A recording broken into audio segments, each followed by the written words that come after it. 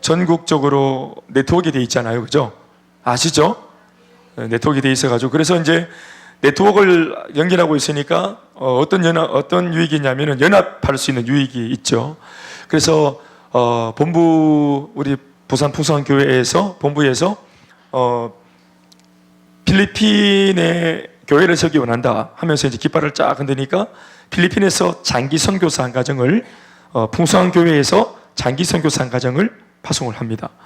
그러면 다른 나머지 네트워크 교회에서는 단기 선교사들을 이렇게 보냅니다. 그래서 1년짜리, 장기는 이제 기약이 없고 단기는 1년. 그래서 이제 그 교회에서 훈련이 가장 잘 되어진 또 제일 탁월한 이제 그런 일꾼들을 보냅니다. 청년들이 많이 가는데 그러나 청년만 간다는 보장도 없습니다. 아무튼 담임 목사의 기도하고 또 영감에 의해서 파송을 받습니다.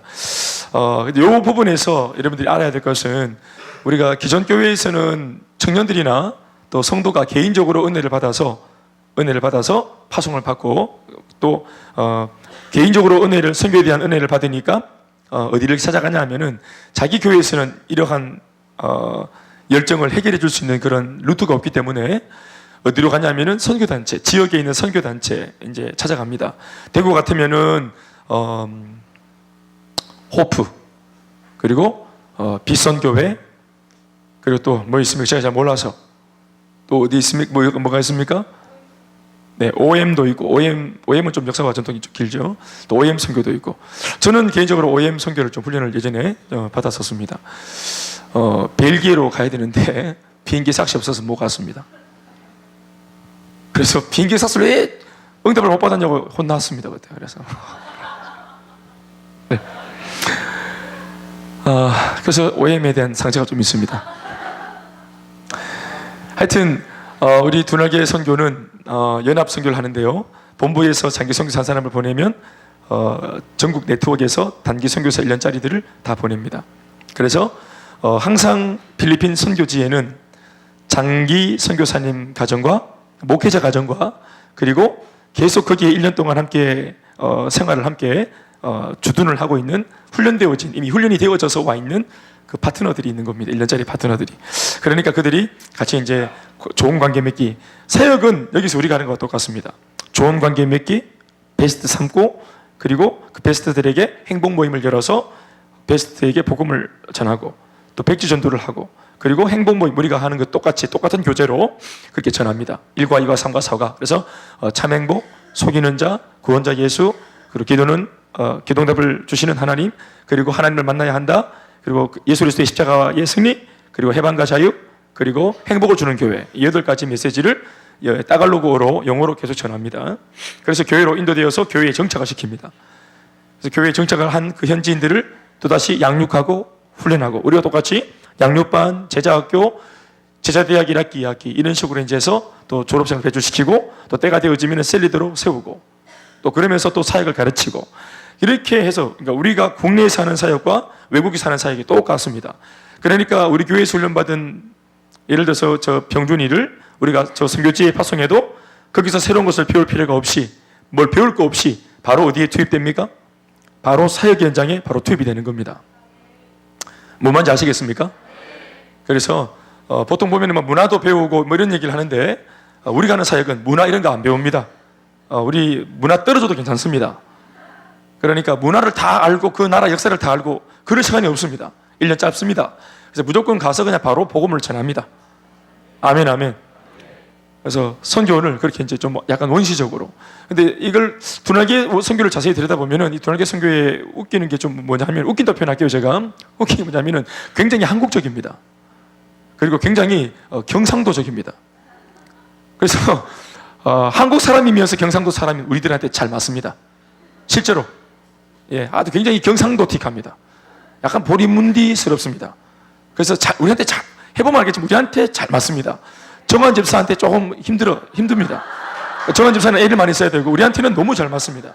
우리는 완전히 보리문디이기 때문에 우리한테 너무 잘 맞습니다. 터프하고 묵각기하고 막 들이대쁘고 뭐 이런 거, 맨날 헤딩해보고 이런 거 했는데 안 되면 때려쳐보고 뭐 이런 거 우리는 완전 뭐 시원시원합니다. 그래서 이렇게 선교를 하는데요. 그 덕분에 필리핀에 이전선, 1전선은 우리나라고요. 그래서 외국의 1전선, 2전선이 필리핀 마닐라 두날개 교회 개척이 되어서 지금 이제 잘 세워져서 지금은 수백 명의 예배자들이 세워지고 현지인 일꾼들이 수십 명이 세워져 있고, 그리고 목회자가 또 배출이 되어서 목회자도 세워져 있습니다. 현지인 목회자들이, 목회자 후보생들이죠.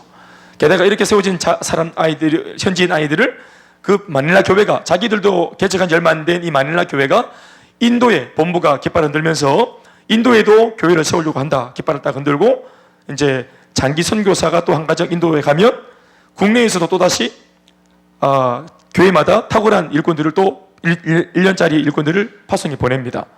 그리고 심지어는 이제는 필리핀 마닐라 교회에서도 교회가 세워졌으니까 여기에서도 훈련된 일꾼을 보냅니다. 그래서 인도에 있는 한국인 사역자도 있고 또 누가 또 있어요? 필리핀에서 파송받은 선교사도 있는 겁니다. 근데 이 선교사가 불과 몇 년 전까지 불신자였다는 거예요. 그게 중요한 겁니다. 아시겠죠? 이런 선교의 그림은 이론으로 가능한 것이었는데 이것이 지금 우리가 하고 있는 선교에서는 막 일어나고 있는 겁니다. 그리고 마닐라 교회에는 또다시 외국만 선교하는 것이 아니라 우리 필리핀 복음화를 위해서 같은 지역에도 또 교회를 우리가 개척하자 해서 마리끼나라고 하는 지역에 교회를 개척했습니다. 똑같은 원리로 장기가 하나 가고 단기들이 다 붙고, 그래서 또 계속 섬겨가지고 전도해서 그 지역 일대 전도해서 또 교회가 세워져서 또 교회가 지금은 자립해서 거기도 수백 명이 모이는 지금 또 교회가 되었습니다. 아멘, 아멘. 이렇게 이제 아주 원시적이고 아주 이렇게 좀 그렇게 하는 겁니다. 뭐 다른 게 없고 정말 심플하고, 그리고 정말 복음에 입각한, 그 무엇도 잘 의지하지 않는, 이렇게 하는 겁니다. 그게 정말 너무너무 참 신앙의 야성이, 복음의 야성이 살아있는 그런 선교고, 그런 선교가 또 되니까 하나님이 기뻐하신다는 그런 것이 확증되어지는 것 같습니다. 할렐루야. 그리고 저희 교회도 똑같은 원리로 선교지에 교회가 개척됐듯이 저희 교회도 같은 원리로 이 대구 땅에 개척이 됐는데, 나중에 선교사님이랑 대화를 해보니까 목사님은 대구에 교회를 개척한 것이 아니라 대구의 이 불모지에 교회를 우리가 했듯이, 선교지에 했듯이 목사님은 선교지에 선교를 하고 교회를 개척한 것이다, 이렇게 표현을 해 주셔서 제가 참 너무 감사하게 그 말을 받았습니다. 자, 그런데 이 일을 우리 두날개 네트워크만 감당해서 되겠습니까? 제가 볼 때는 이게 아주 성경적인데 모든 교회가 이 일에 동참하면 얼마나 좋은 일이 일어날까 생각을 합니다.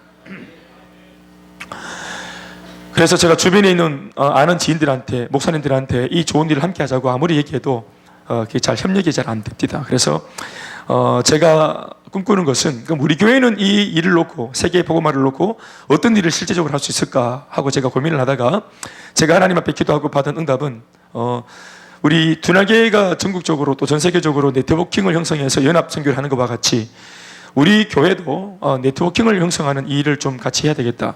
그래서 우리 교회가 좀 더 힘을 얻어서 대구 지역과 민족 복음화를 위해서 쓰임받을 수 있으면 참 좋겠다라는 원리를 제가 좀 깨닫게 되었습니다.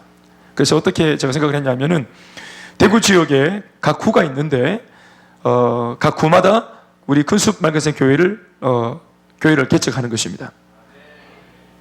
분립 개척이 아니고, 우리 교인을 나눠 가지고 보내고 이런 게 아니고 분립 개척이 아니라 지금 제가 방금 말씀드렸던 이 원리로 구마다 한 개의 큰숲 맑은생 교회를 세우는 겁니다. 각 구마다.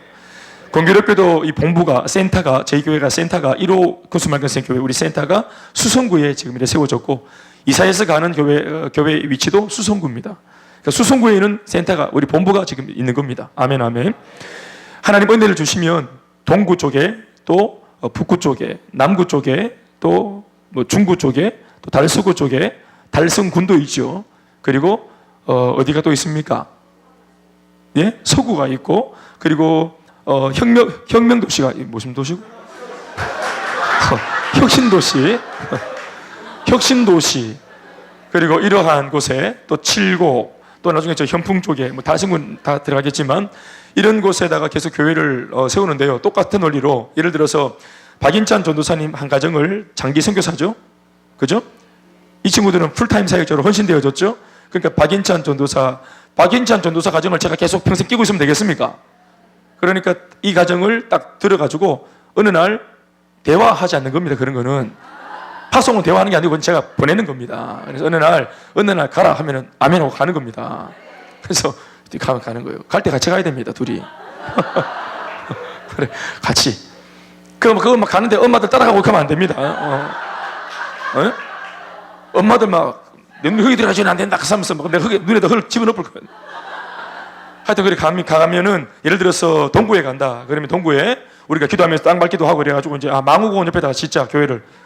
예를 들어서 그래 곽재우 동상 옆에다 짓는다. 그러면 그래가지고 이제 뭐 그 우상은 아니죠. 사실 우리 뭐 위인이니까. 하여튼 그렇게 이제 해서 교회를 세우는데 처음부터 교회를 세우는 것이 아니라 처음에는 기도초소로 해서 그냥 전세 하나, 월세 하나를 얻습니다. 그래서 거기에 이제 이분들이 들어가서 이제 거기 들어가고 그리고 우리 교회가 이러니까 우리 교회에서 단기 사역자들을 1년짜리 단기 사역자들을 그 교회에 파송해서 보내는 겁니다. 다 보낼 수는 없고 청년들 위주로 또 지금 전도사님하고 같이 호흡을 맞추고 있는 아마 이 차세대 아이들 중에서 안 가겠나 싶은데 가장 뛰어난 친구들을 보낼 겁니다. 제가.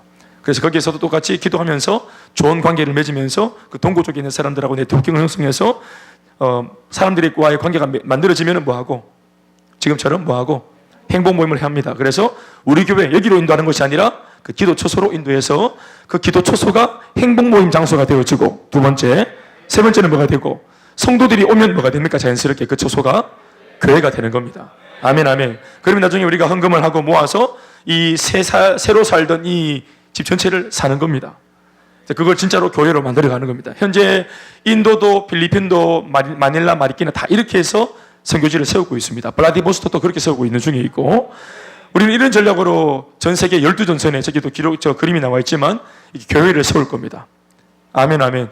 그리고 그 교회가 세워지면 그 교회가 교회만 부흥시키는 것이 아니라 이 교회는 또 다른 교회를 세워나가는 일을 할 겁니다. 그리고 저기 보면 알겠지만 12번째 전선이 어디냐면 북한입니다. 북한에도 북한이 열리면 우리가 전부 다 복음 들고 가서 우리 북한 주민들 다 행복모임 할 겁니다. 행복모임에서 그 가난한 심령에 복음을 심을 것이고 그리고 그 북한에다가 우리 기도초소 만들고 또 다같이 행복모임 초소를 만들고 교회를 세울 겁니다. 이것은 이론이 아니라 필리핀 두 도시 그리고 인도 블라디보스토크를 보면 알겠지만 우리는 이것이 구호가 아니라 우리의 삶이고 실전입니다. 여러분들이 현장에 직접 가보신 분들은 손 한번 들어보이소. 아울리체 갔다 오신 분들 이게 이론입니까? 진짜입니까? 진지하게 진짜로 이 선교가 되고 있습니다. 정말로 위대한 일이 일어나고 있습니다. 아멘, 아멘. 우리 교회 초대 선교국장님인 우리 최적 집사님이 언제 저랑 꼭 한번 갔으면 좋겠습니다. 아시겠지? 네. 아니 그거 없어가지고 내가 우리 교회에 뭐 의사가 없나 내가. 근데 이번 여름에 그 선교로 갔다가 이 궁디 뒤에 막 벌레들이 다 물어가지고 양쪽 궁디 허벅지 뒤에 막 날 절렸다니 나서 개미들이 물어 뜯어갖고 이게 막 한 이만큼 이렇게 길이 났어요. 개미들이 지나가는 길에 앉아가지고. 그래 내가 부산교회 의료진한테 갔다 아닙니까? 재정집 없어가지고. 갔더니만은 막 나를 처음 보는 사람들이 방으로 부르더만은 바지를 내려가지고 근데 궁디 까이고 이랬어요. 근데 저 체적이 있었으면 내가 막 내렸을 텐데 처음 보는 사람들이 궁디 까라 하고 그래가지고 진짜 슬펐대. 그러니까 그런 일이 없도록 함께 갔으면 참 좋겠다는 생각도 합니다. 내가 다른 교인 앞에서 내 군디 까야 되겠어요? 간절합디다, 최지요. 하여튼, 그래서 제가, 꿈을 꾸는 것은 우리가 지금 목회자 후보생들이 이제 9명 이제 부름을 받았다는데, 이제 부름 받은 것은 결론이 아니고 이제 시작입니다. 저 부르심이 계속 알아가다 보면은 착각일 수도 있습니다. 오늘 이렇게 새가 빠지게 이렇게 간증했지만, 나중에 머리 긁으면서, 아니었습니다. 이러면서 저는 저는 집질납니다. 이렇게 하고 또 간다, 이 말이에요. 그럴 수도 있다, 이 말입니다. 아시겠죠? 냉면집하고 이렇게 합니다, 나중에. 그러니까 여러분들도 나중에 혹시나 다른 게 나타나더라도 여러분들이 너무 막 찐빨 조언 하지 마시고, 아시겠죠? 그렇게 격려하십시오, 격려. 그러니까 이 친구들이 만약에 부르심이 확실하고 잘 교회에서 큰다면은 이 친구들을 각 구마다 다 파견해서 그런 식으로 교회를 담당하게 하면 자, 저희가 대구에서는 저희 교회 나름대로 또 네트워크 있죠? 그럼 부산에서 본부가 독일입니다 흔들면 우리 옛날에는 우리 교회만 덜렁 갔죠? 그죠? 그런데 우리도 이제 네트워크가 만들어져 있어. 그러면 독일이란다 하고, 그때는 뭐 목사가 안 됐겠나? 박연전 목사, 독일이란다. 김전준 목사, 독일이란다 하고 제가 또 다른 우리끼리는 우리가 본부니까 독일 하면 흔들면은, 네? 젊은 하면 이제 여러분들이 젊은이를 보내는 겁니다. 알겠죠? 와요. 그래가지고 기뻐하는 연합이 명령이 떨어지면은 바로 이런 준비되어진 일꾼들이 함께 달려갈 수 있는 네트워킹. 아멘, 아멘. 연합선교. 자, 제가 하는 말이 경북대학교 매주 토요일마다 2시부터 6시까지 4시간 동안 전도하겠다. 경북대학교 캠퍼스를 우리는 전도하겠다.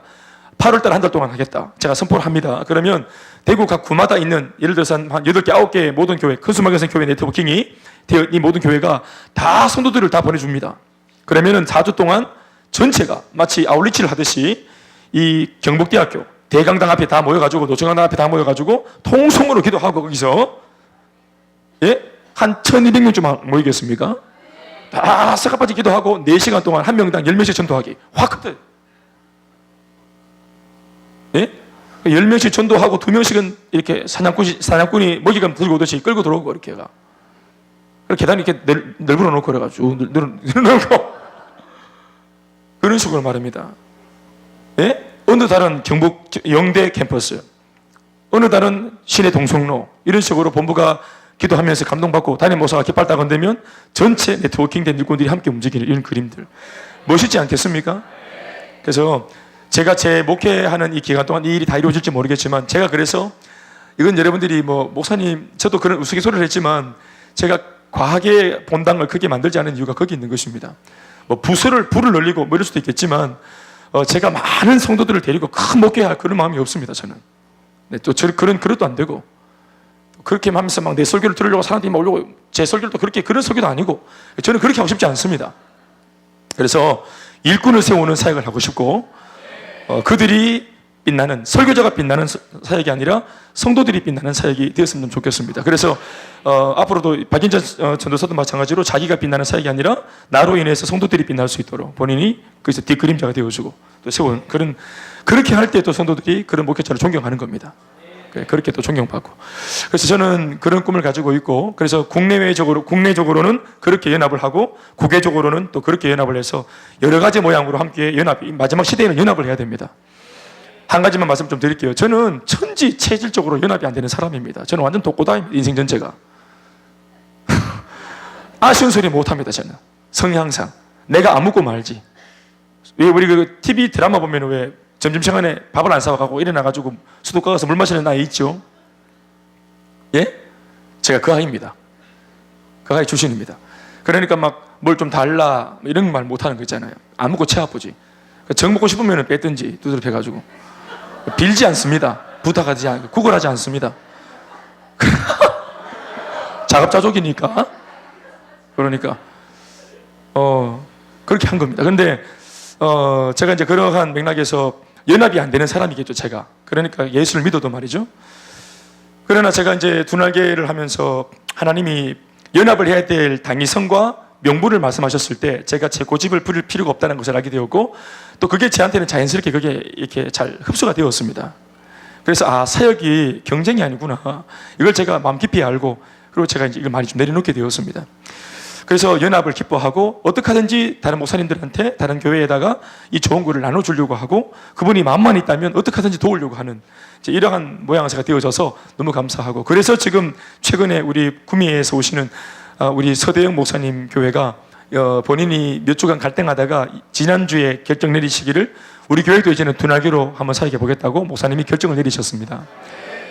제가 이번 주에 만나 뵀는데 아내 세례 가서 만나 뵀는데 결정하고 나니까 얼굴이 해같이 밝고 너무 좋다고 얘기한 너무 좋다. 그러니까 막 우리 교회 너무 큰숙하니까 좀 짜증도 나고 그랬는데 내 딸이 하도 기사니까 한 번만 가줄게. 그래가지고 양육 한 번만 가줄게. 지금도 나오고 계십니다. 내 세일 한 번만 가줄게 그거. 나도 속으로 해봤다고. 세일 뭔데 특별한 게 있다고 세일 한 번만 가줄게. 지금도 나오고 계십니다. 세일 말고 또 한 번 더 가야 돼. 행복모임 또 가야 된다고? 그래, 그런 것도 해야 되나? 나도 또 이게 다 또 일각견이고 많이 배우는 게 있는데, 전도 프로그램 많이 배웠는데, 그런 것도 배워야 되나? 그래, 내가 한 번만 가줄게, 그러면. 계속 지금도 나오고 계십니다. 게다가 그거는 영천에서 합니다. 구미에서 영천까지 가셔가지고 하고. 하시는 말씀이 뭐냐면, 너무 좋다. 여보, 어때요? 셀리들로서. 그분이 뭐라고 말씀하셔요?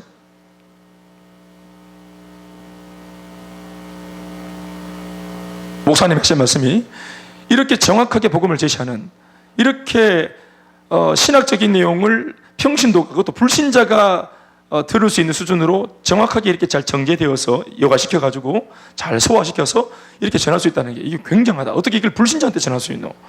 이게 정말 굉장하다. 이렇게 표현을 하는 겁니다. 이거는 여러분 우리는 그냥 익숙하니까 이렇게 그냥 하지만 아는 분들은 이게 얼마나 정말 굉장한 이게 실탄이구나, 굉장한 무기다, 이걸 금방 알아봅니다. 그러니까 여러분들도 제발 좀 알아먹으시죠. 예? 이게 맞나 안 맞나 이런 고민은 좀 제발 좀 끝내고 제발 그거 그만하고 제발 좀 전해보이소. 전해보면 압니다. 아시겠죠? 똥인지 된장인지 자꾸 관찰하지 말고 찍어서 입에 넣어보세요. 그래서 하여튼 그런 꿈을 가지고 있는데요. 제가 오늘 영상 설교 앞에 말이 길어서 차라리 네가 해라 싶은 마음도 듭니다만은 그러나 오늘 제가 감동이 온 이 내용을 저는 정신 다시 차리고 하도록 하겠습니다. 이미 이제 천국 가 계시는 우리 오카는 목사님 설교인데요. 이 설교는 돌아가시기 3년 전에 하신 설교입니다. 1907년도에 이 한국 땅 평양에 대부흥의 역사가 있었죠. 평양 장대현 교회에 큰 부흥이 있었습니다. 그 교회의 교회 한 교회의 부흥이 아니라 그것을 신호탄으로 이제 한반도 전체의 부흥의 불과 그리고 회개의 영이 임하게 되는 아주 교회사적으로도 세계 교회사적으로도 아주 전무후무한 강력한 그 회개의 역사, 부흥의 역사, 그 1907년도에 그 은혜, 대부흥의 은혜를 100주년을 맞이해서 2007년도에 기념해서 상암동 월드컵 경기장에 이제 서울 경기지방 우리 네트워킹 예수 믿는 사람들이 우리가 부활절날 모이듯이 모였던 모양입니다. 그런데 이 100주년 설교를 누가 할 건가? 이 기념비적인 이 예배의 설교를 누가 맡을 건가 하다가 오카는 목사님, 제가 볼 때는 마땅히 해야 될 분이 하신 것 같습니다. 그래서 목사님은 사실 이 설교를 맡고 굉장히 사양을 많이 했답니다. 내가 할 수 없다고, 힘들다고, 너무 고통스럽다고. 그런데 성령께서 계속해서 다그치시고 계속 압박을 주셔서 그걸 수락을 하셨고, 수락을 하고 난 뒤에도 이 설교가 안 잡혀가지고 20분 하는 설교가 이게 손이 안 잡혀서 이분은 설교에 대갑니다. 예, 설교학자들이 말하기를 100년에 한번 나올까 말까 한 그런 분이라고 하는데 당신 자신은 그걸 늘 인정하지 않았습니다. 그러면서 내가 할 수 없다고. 성령께서 계속 압박을 주시는데 본인이 진짜 진통을 겪으면서 원고를 준비하셨어요. 그리고 이 원고를 우리 시대의 설교의 달인, 설교의 달변가라고 말하는 그렇게 인정받는 이동원 목사님, 이제 은퇴하신 지구촌 교회 이동원 목사님에게 이 원고를 보냅니다. 목사님이 그 복음주의 4인방 오카눔, 하용조, 그리고 이동원, 홍정길 이 4인방 우리 한국교회 아주 거목들입니다. 그런데 이 4인방 중에 한 분, 제일 선배님이 오카눔 목사님이 이 원고를 후배인 이동원 목사님한테 보내서 한번 좀 봐달라고 했어요. 그러니까 이것도 참 대단한 일이죠. 그러니까 선배님 정말 원고 하자없고 신학적이고 조직적이고 은혜가 넘친다. 영감 있게 기도하셔서 잘하면 될 것 같다. 자네가 설교를 더 잘하니까 자네가 한다 생각하고 다시 좀 이거 좀 수정 좀 해달라고 몇 번이나 부탁해도 이 목사님이 손 하나 안 댔어요. 목사님 이대로 하시면 된다.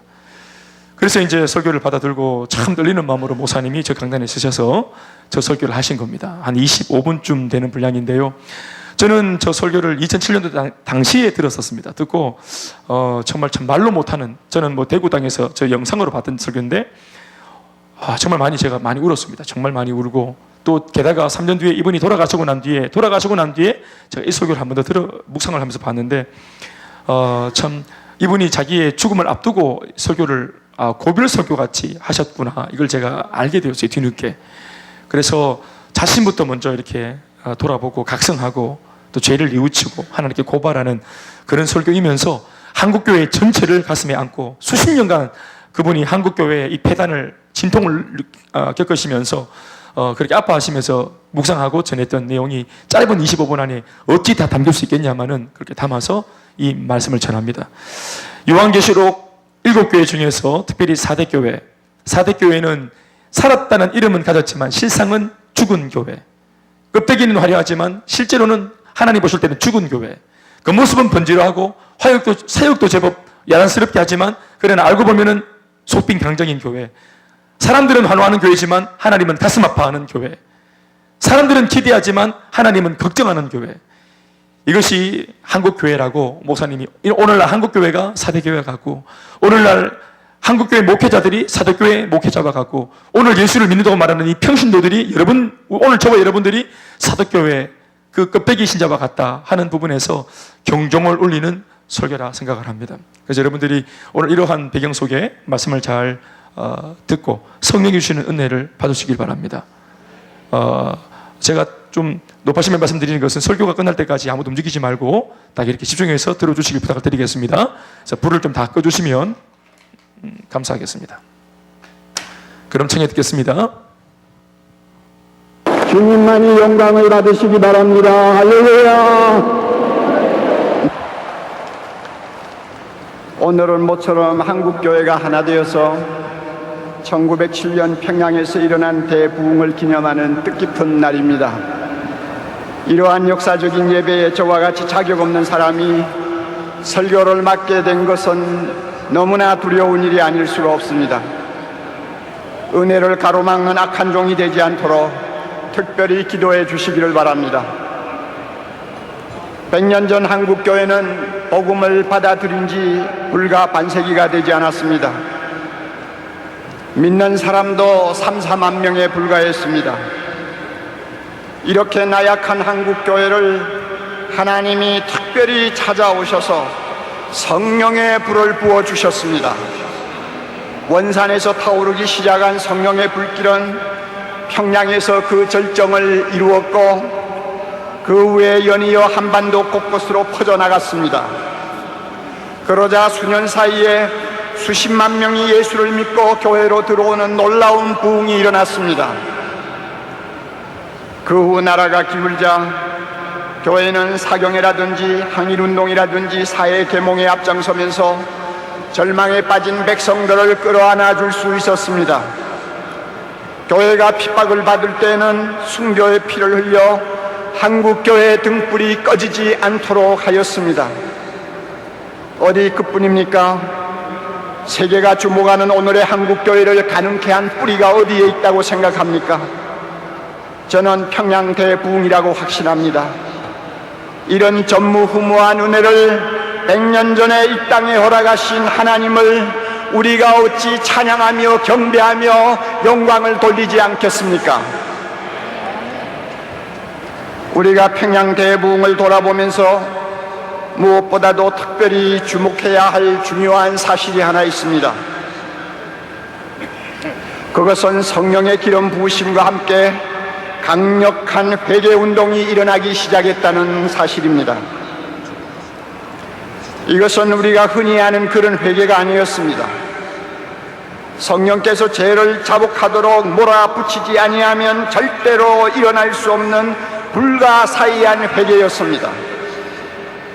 당시 기록을 보면 전에는 경험하지 못한 무시무시한 죄의 공포가 우리 위에 임하였다는 말이 있는가 하면 아무도 그것을 피하여 도망할 수 없었다는 말도 기록되어 있습니다. 이런 이유로 장대현 교회에 모였던 선교사들과 교인들은 밤새도록 가슴을 치고 통곡하면서 숨은 죄를 토해 놓았습니다. 이런 초자연적인 회개를 경험하면서 한국교회는 세상 앞에 새로운 모습을 보여줄 수가 있었습니다. 우리가 왜 100년 전의 부흥을 다시 사모하고 기다리는 것입니까? 가장 절박한 이유는 한국교회 다시 살아나야 하기 때문입니다. 한국교회 다시 살아나야 하기 때문입니다. 한국교회가 사는 길은 100년 전과 같이 성령의 기름 부음을 받고 교회 안에 있는 악한 것들, 우리 안에 있는 더러운 것들을 다 쓸어내는 회개밖에 없다고 저는 믿습니다. 우리는 한국교회 이래서는 안 된다는 탄식을 오래전부터 듣고 왔습니다. 오늘 이 시간 100년 전과 같이 다시 한번 하나님이 하늘을 가르시고 우리 중에 임하셔서 성령의 불, 통회하고 자복하게 하시는 회개의 영을 한국교회에 부어주시기를 간절히 사모하고 소망하는 시간이 되기를 바랍니다. 요한계시록에 나오는 사대교회는 오늘의 한국교회의 실상을 들여다볼 수 있는 거울이라고 저는 생각합니다. 솔직히 저는 이 말씀을 전하고 싶지 않았습니다. 우선 제가 너무 부담스러운 말씀이고 듣기에 거북한 말씀이고 기분이 좋지 않는 말씀이기 때문입니다.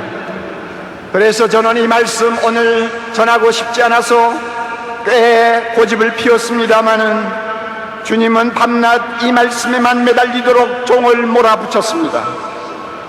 그러므로 설교자가 전하고 싶어서 전하는 말씀이 아님을 알아주시기 바랍니다. 오른손에 7영과 7뼈를 가지신 예수 그리스도께서 한국 교회를 위해서 주시는 말씀이라고 저는 믿습니다. 사대교회를 향해서 주님은 이렇게 책망하십니다. 내가 내 행위를 아노니 내가 살았다는 이름은 가졌으나 죽었느니라. 내가 내 행위를 아노니 내가 살았다는 이름은 가졌으나 죽었느니라. 이름이 살았다는 것으로 보아 사대교회는 평판이 꽤 좋았던 것 같습니다. 이름만 들어도 사람들은 아, 그 교회 대단하지, 대단해 하고 인정을 했던 것 같습니다.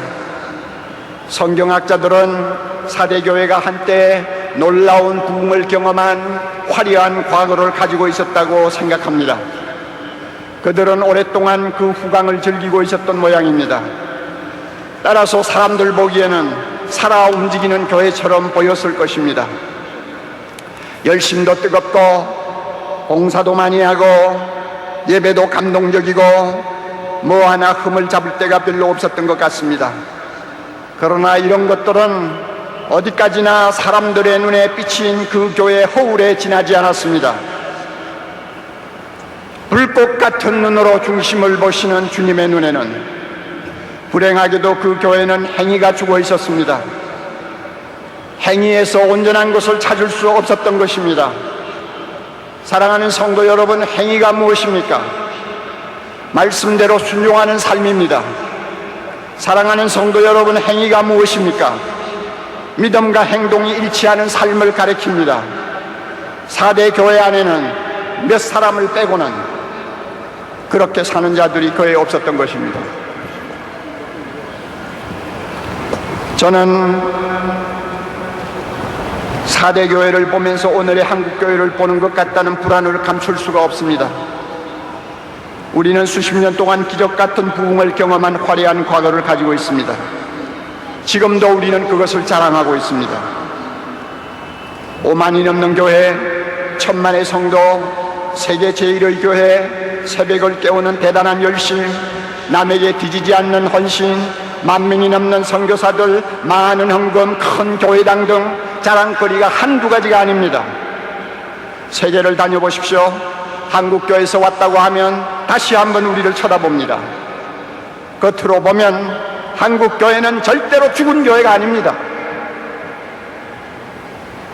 무엇보다도 한국교회에는 목숨을 아끼지 아니하고 충성하는 목회자들이 참 많이 있습니다. 말씀대로 살아보려고 목사보다 더 힘쓰는 평신도가 생각보다 많다는 것을 저는 잘 알고 있습니다. 이들이야말로 한국교회의 자존심이라고 아니할 수 없습니다. 그래서 만일 누가 오늘의 한국교회를 보고 행위가 죽었다는 소리를 하면 저는 그 말을 절대로 인정하고 싶지 아니한 사람 중에 하나입니다. 그렇지만 저의 이러한 확신을 흔들어 놓는 심각한 사실이 있습니다. 그것은 이 사회가 한국교회를 너무 불신하고 있다는 것입니다. 교회를 신뢰하지 않는 것 같습니다. 목사의 신뢰도는 오래전부터 하위권입니다. 교회에 들어왔다가 실망하고 등을 돌리는 젊은이들이 적지 않습니다. 전도를 해도 잘 받아들이지 않습니다. 무종교자들에게는 기독교가 제일 인기가 없습니다. 일반적으로 사람들은 우리를 이중인격자로 보는 것 같습니다. 말하고 행동하고 다르다는 것입니다. 사랑하면서 교회는 왜 그렇게 잘 싸우느냐고 비아냥거립니다. 예수를 믿는 우리가 자기들보다 더 정직한 데가 어디 있느냐고 따져 묻습니다. 돈을 사랑하는 데는 자기들과 똑같다고 봅니다. 사회의 각종 스캔들에 교회 다니는 사람이 끼어도 이제는 더 이상 놀라지도 아니합니다. 한마디로 자기들하고 다른 점이 별로 없다고 보는 것입니다. 기가 막히게도 우리는 이런 비난을 받으면서 한마디 변명도 제대로 못하고 있는 실정입니다. 솔직히 말해서 예수 믿는 우리들의 도덕성, 가치관, 처세관을 놓고 보면 세상 돌아가는 쪽으로 더 많이 기울고 있다는 것을 숨길 수가 없습니다. 우리도 모르게 우리는 세속주의의 늪에 빠져 허우적거리고 있는 모습을 세상 앞에 그대로 보여주고 있는 것입니다. 이처럼 교회가 짠맛을 잃으면 우리보다 더 악한 세상 사람들의 발에 짓밟히도록 내던지는 것이 주님의 징계요 심판입니다. 우리가 지금 그러한 끔찍한 상황에 놓여 있지 않는지 두려운 마음을 금할 수가 없습니다. 지금 주님께서 한국교회를 보시고 뭐라고 하실까요? 이러면 살았으나 행위가 죽었다고 책망하지 않으실까요? 누가 아니요 하고 변명할 목사가 있습니까? 누가 아니요 하고 변명할 장로가 있습니까? 평양 대부흥 100주년의 진정한 기념은 이러한 우리의 영적 비참함을 있는 그대로 직시하고 가슴을 치는 데서 출발해야 된다고 저는 믿습니다. 4대 교회를 보면서 제가 두려워하는 것이 또 하나 있습니다. 7별을 손에 쥐신 예수님께서 행위가 죽은 교회의 책임을 지도자에게 묻고 계신다는 것입니다. 4대 교회 사자에게 편지하라. 4대 교회 사자에게 편지하라. 사자는 교회 지도자요 목회자를 가리킵니다. 저는 주님께서 왜 목회자에게 책임을 물으시는지 조금 알 것 같습니다. 수십 년 목회를 하면서 목사의 입장에 서면 이러면 요란하지만 행위가 죽은 교회를 만드는 것은 별로 어렵지 않다는 것을 저는 터득하게 되었습니다. 어떻게 하면 되는지 여러분 아시고 싶습니까? 이렇게 하면 됩니다. 목사가 말씀을 가르치거나 설교를 하면서 복음을 조금씩 변질시키면 됩니다. 그리고 나중에는 복음이 얼마나 변질되고 있는지조차도 모를 정도로 둔감해지면 됩니다. 그러면 교회는 이름만 살았고 행위는 죽어질 수 있습니다. 우리가 잘 아는 바와 같이 복음이란 누구든지 예수를 믿으면 구원받는다고 하는 기쁜 소식입니다. 그러나 이 복음에는 진리의 양면성이 들어있습니다. 구원은 믿음으로 받지만 그 믿음의 진가는 순종하는 행위로 검증받아야 한다는 것입니다. 따라서 믿음이 구원의 절대적인 요소라고 한다면 행위는 구원의 필연적인 요소가 됩니다. 우리는 구원받기 위해 순종하는 것이 아니라 구원받았기 때문에 순종하는 사람들입니다. 그러므로 믿음과 행위는 따로 놓고 생각할 수가 없습니다. 예수님은 이 사실을 가리켜서 좋은 나무와 좋은 열매로 비유를 하셨습니다. 따라서 목회자는 믿음과 순종을 똑같이 중요하게 다루고 가르쳐야 합니다.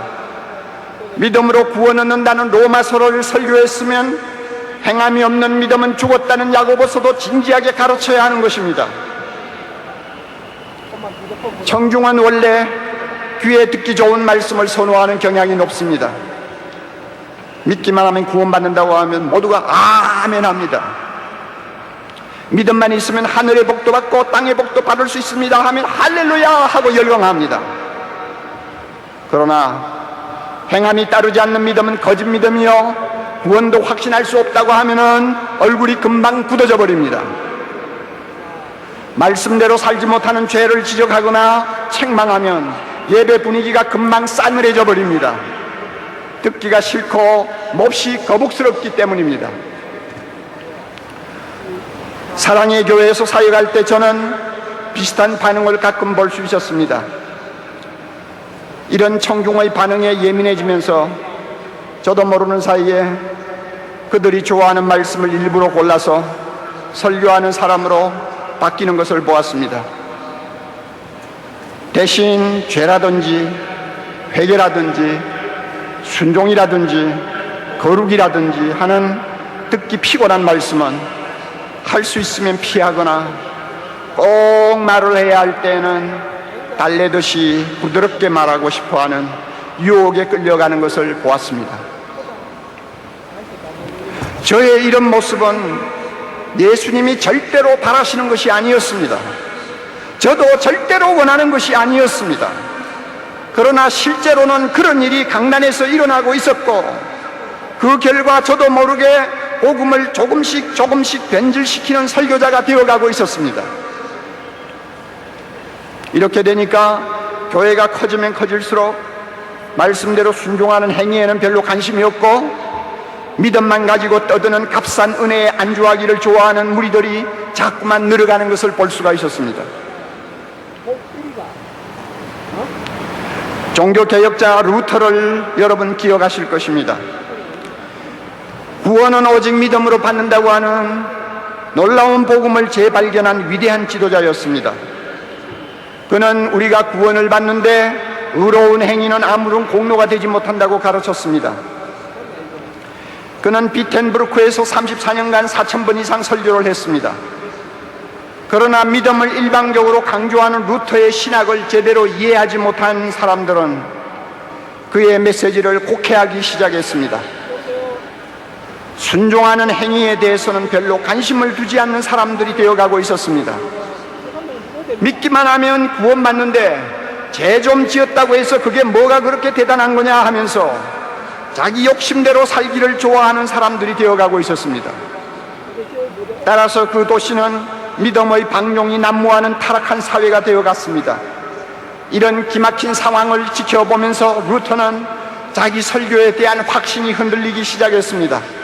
그래서 한동안은 설교를 그만두었습니다. 그리고 그는 이렇게 단식했다고 합니다. 선한 양심을 가진 목사라면 설교하기보다 차라리 수레를 끌고 도를 운반하는 편이 낫겠다 라고 했습니다. 사랑하는 성도 여러분, 루터가 우리에게 주는 아주 값진 교훈이 하나 있습니다. 그것이 무엇인지 압니까? 교회의 지도자가 복음을 가르치면서 복음을 전하면서 믿음만 일방적으로 강조하고 믿음의 열매가 되는 행함을 등한히 다루든지 무시하면 입만 살고 행위가 죽어버리는 4대 교회가 되어버릴 수 있다는 것입니다. 사도행전 20장 20절을 보면 바울은 유익한 말씀은 무엇이든지 공중 앞에서나 각 집에서나 거리낌 없이 전하고 가르쳤다고 했습니다. 그러나 저 자신을 포함하여 한국교회 많은 지도자들은 바울처럼 무엇이든지 거리낌 없이 전하는 용기를 잃어버리고 있는 것 같습니다. 단 것은 먹이고 쓴 것은 할 수 있으면 먹이지 않으려는 나쁜 설교자가 되어가고 있는 것 같습니다. 이런 설교자는 청중에게 인기가 있어서 사람들을 많이 끌어모으는 데는 성공할지 모르나 행위가 죽은 교회를 만드는 것은 시간 문제라고 저는 생각합니다. 한국교회 지도자 여러분, 복음을 변질시켰다는 주님의 질책에서 자유로울 수 있는 사람이 우리 가운데 몇이나 됩니까? 입만 살았고 행위가 죽어버린 교회를 만든 책임은 너에게 있어 하고 따지신다면 나는 아니요 하고 발을 뺄 수 있는 목회자가 몇 사람이나 됩니까?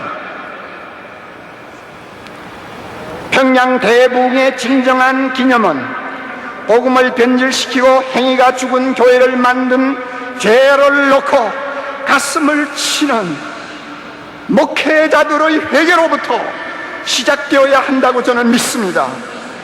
이것이 한국교회를 향하신 간절한 주님의 소원이라고 저는 확신합니다. 주님은 행위가 죽은 사대교회를 향해 회개하라고 명하십니다. 회개만이 살 길이라는 것입니다. 한국교회를 향해서도 똑같은 명령을 하고 계신다고 저는 믿습니다. 그러나 여러분, 답답한 일은 우리 힘으로 회개가 잘 안 된다는 것입니다. 다 해보셔서 아시지 않아요? 우리 힘으로 회개 잘 못합니다. 입으로 잘못했다는 말은 수없이 할 수 있지만 죄를 끊어버리고 단호하게 돌아서는 거룩한 결단은 잘하지 못합니다. 그래서 100년 전에 하디 선교사가 하던 회개, 길선주 장로가 하던 회개, 무명의 성도들이 밤새도록 추운 겨울밤 찬마룻바닥에 엎드려 땅을 치며 통곡하던 그 회개를 오늘 한국교회에서는 찾아볼 수가 없게 된 것입니다. 그들에 비해서 우리는 엄청나게 많은 죄를 더 짓고 사는 사람임에도 불구하고 오늘날 회개는 점점 한국교회에서 형식적인 것이 되어버리고 말았습니다. 이것이 오늘 한국교회의 생명을 서서히 죽이는 암과 같은 존재라고 생각합니다. 우리가 진정한 회개를 하고 세상 앞에 새 옷을 갈아입으려면 성령께서 회개할 힘을 우리에게 주셔야 합니다. 통회하고 자복하고 버리는 결단을 할 수 있도록 성령이 우리를 도와주셔야 합니다. 우리의 힘으로는 안 됩니다.